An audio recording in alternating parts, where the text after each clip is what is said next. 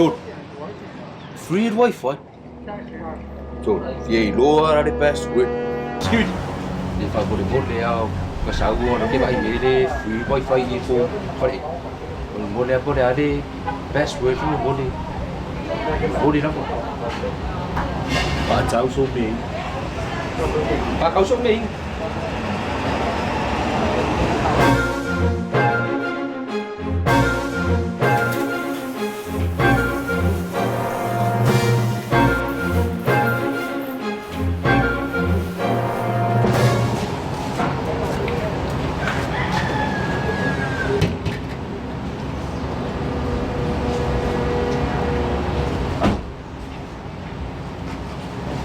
Excuse.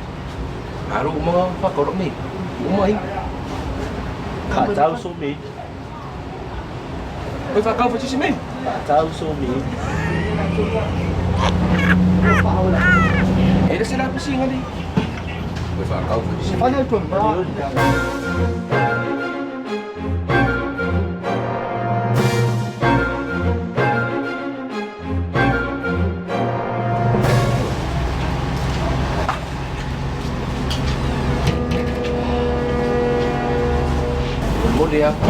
Dia ada password aku wifi. Pak cháu số mình. Anu. Dua-dua dia ni. Pak cháu số mình. P2S juga di pasar bos.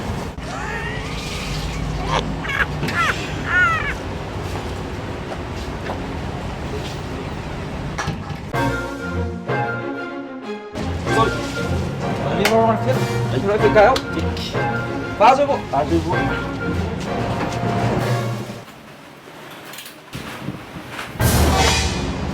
Chốt.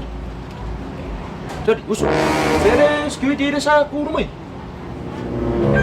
Umawas ka mo di fa. Một điều để đi password để cô wifi.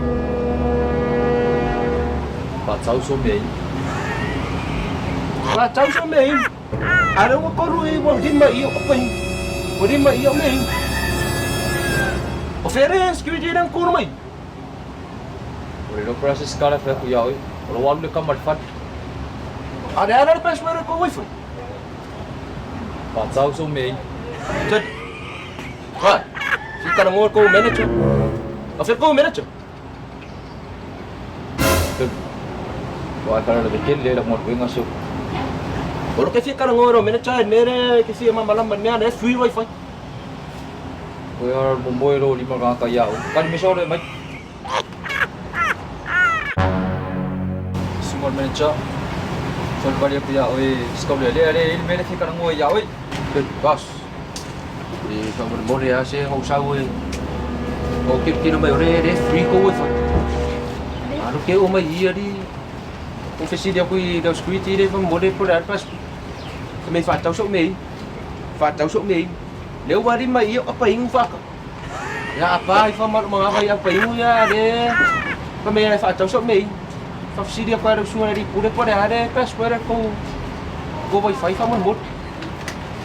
Olha que mamar passamos. É piro mãe. Cháu xong mình. Free rồi wifi. Chạy quay đâu. Không được cháu xong mình. Saran meeting ngayon sa ulit free wifi. Ada mo sa ulo pa ka ulit wifi.